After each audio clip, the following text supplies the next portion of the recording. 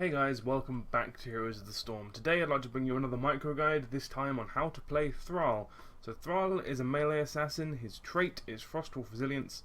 It means that every time he deals damage with any of his abilities, after that 5 times he's healed for 90 health. So that means that if you damage them with Chain Lightning and then hit 2 nearby enemies, you will gain 3 stacks, and at 5 stacks you trigger the heal. This also counts for when you launch Feral Spirit through minion waves and when you hit people with Wind Fury. So without further ado, let's get started. So, because of Thrall's kit and the way he works, you need to build for survivability, but because of the way the Frostwolf Resilience work, you kind of build for attack speed and damage and getting as much out of that passive as possible. So, to that effect, at level 1, you can really go for any of these abilities. You can go for Rolling Thunder if you find yourself low on mana. You can go for Rabid Wolves if you find yourself getting poked quite a lot and you want to get as much out of that Frostwolf Resilience as possible. This is obviously a very good talent if you're going for that like full on. And you can go for Seasoned Marksman if you want to deal a little bit more damage. But for the safer kind of, if you're new to Thrall, I would recommend Block. It's just an all-round good talent. So for that reason, we're going to go for this one for this tutorial alone.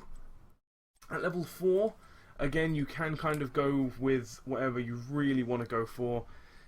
You can go for, if you go with Rolling Thunder and you're still low on mana, you can go for Rolling Thunder. I would not recommend this one at all though. Spirit Journey, if you find yourself that your team doesn't have any CC at all, you can land this one to make it land a lot further and really get a lot more damage out, because the CC will allow you to land a lot more autos and allow the ranged assassin to do a lot more damage. You can gain Mana Tide if you still find yourself running out of mana and want an easy way to get around it, or you can deal in Venom. Now, if you're new to the game in general and you want to try out Thrall, I would probably recommend Mana Tide, but if you've used it before, I would definitely recommend Envenom. It's just incredibly strong and it can really allow you to secure some kills in the early and in the mid game. So for that reason, we're going to go for Envenom. At level 7, you kind of fall into the part of the game, level 7 and onwards, where you're just buffing up Wind Fury. And the reason this is because Wind Fury, because it attacks 3 times, gives you 3 stacks of Frostwolf Resilience, and it increases your movement speed, allowing you to get into people's faces. And it's going to be your best ability from this point onwards. So to that effect, we're going to take Wind Shear, and then at level 10, the only real go-to ult is Sundering. Earthquake's good, but it doesn't deal any damage, and at the way the meta is at the moment, you really need every one of your abilities to deal at least some damage or to gain some form of CC. A slow just isn't really worth it, so Sundering is going to be the go-to talent on this tier in basically every situation. At level 13, sticking with the whole buff Wind Fury vein, we're going to go with Grace of Air. This means that your basic attacks will now grant 6 stacks of Wind Fury. This means that when you cast it once and manage to hit someone with all 3 abilities, you're going to get a heal off. And as you'll see, that heal turns really considerable at the later on you get. As you can see, it's now 450 at level 13. That means that when you land one full hit, you're basically going to be healed for 20% of your max HP, which is a lot. And at level 16, we take Tempest Fury, which means that the final hit of Wind Fury hits 3 times. So this means that the overall hit of Wind Fury is now 5, I believe. The math gets a little bit confusing and it's very difficult to kind of figure out, but I'm pretty sure that it means your next 3 basic attacks hit, and then it takes away that last basic attack and hits another 2 more times, if that makes sense. So it takes the final hit of Tempest, the final hit of Wind Fury, and then adds another 2 onto it. So that means that you're hitting for the 5 hits, and then that doubled means you get 10 stacks of Frostwolf Resilience, which means that every time you land all of them, you're going to be healed for a really, really significant amount. And at level 20, you can go for, if you want to have fun and just annoy the hell out of everyone, go for World Breaker. This means that Sundering just travels so far and never ever ends. But the go-to talent, the real properly good talent on this tier, is going to be Nexus Blades. So Thrall tends to struggle. Actually, you know what, let's reset levels and let's just really go at it, because I really want to kind of go along and tell you where Thrall begins to excel and when Thrall begins to drop off and that kind of stuff. So in the early game, you'll find that Thrall is very good at kind of bullying people out of lane, against especially people who struggle to deal with anyone kind of just dealing a lot of damage to them, if that makes sense. So you can kind of launch your wolf out, and if you do land it, I would recommend getting a couple of autos off. However, if you know they have someone on the enemy team, like a Nova or a Zeratul, or even a warrior, just someone who's roaming about, I would definitely recommend saving Wind Fury if you escape, and just kind of poking with Q and trying to let your W hit as much of the minion wave as possible. This is because this will heal you, and it will mean that you don't have to back to the fountain as often as otherwise.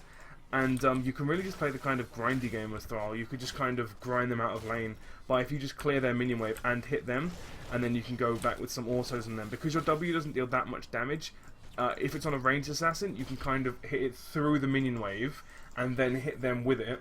And if it's on a melee player, if it's on a melee hero, you can just kind of ignore them and then just get some autos off on them anyway. Because of Thrall's passive, if you keep doing that, it's going to be very, very difficult for someone to actually get you out of lane, because your self-heal is just going to be so much.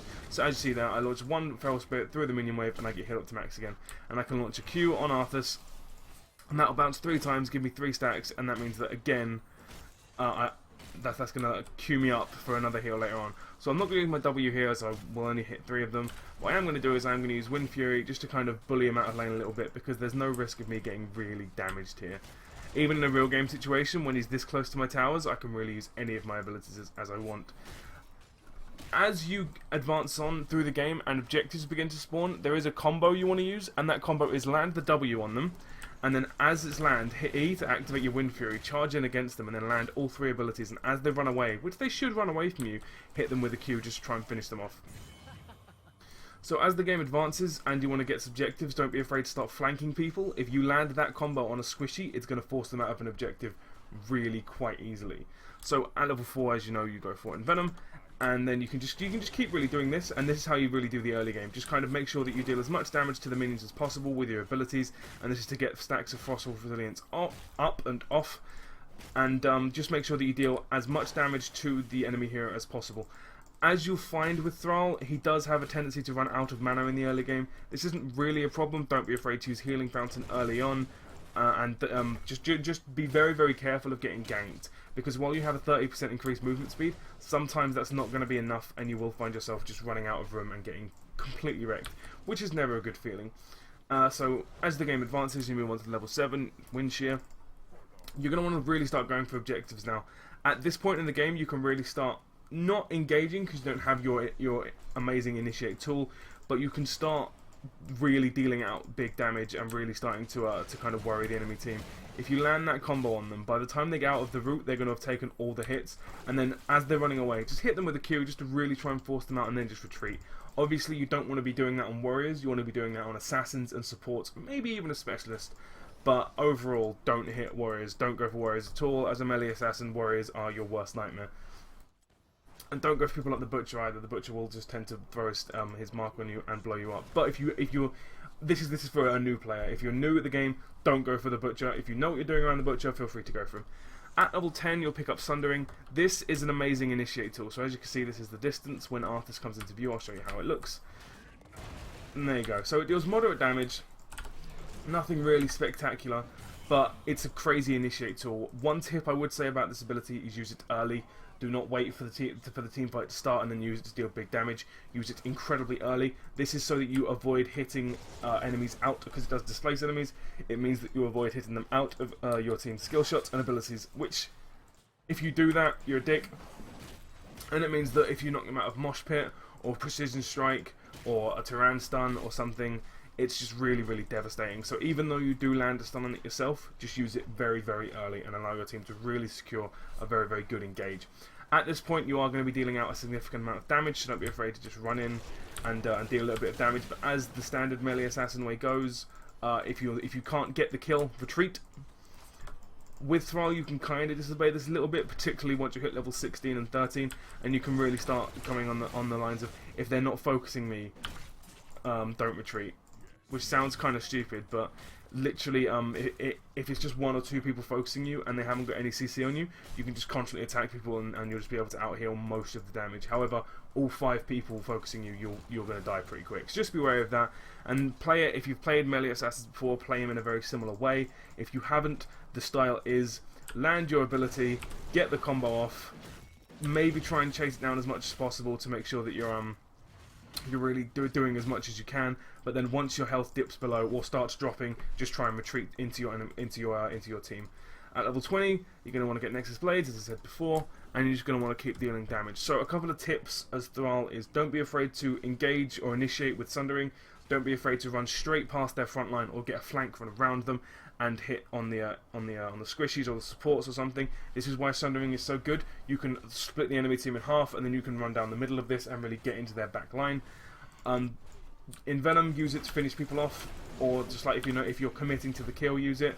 As you can see there, it just allows for take more damage. Try not to do what I'm doing, but this is try mode, so I don't really have much of a choice. And go for the warriors. Try and go for the assassins and supports whenever you can. And to that effect, just have fun with him, but be cautious with it. Don't engage too hard. Don't chase for the kills. Don't be greedy. If you're not sure you can get the kill, like 100% sure that this is an easy kill and there's no way you're going to lose it, don't go for the kill. You can do that more and more. You can become more and more adventurous as you advance in levels, but up until about level 13 you're going to find yourself getting punished for being greedy most of the time. So other than that, this has been How to Play Thrall. I have been Mr. G, and I'll see you next time.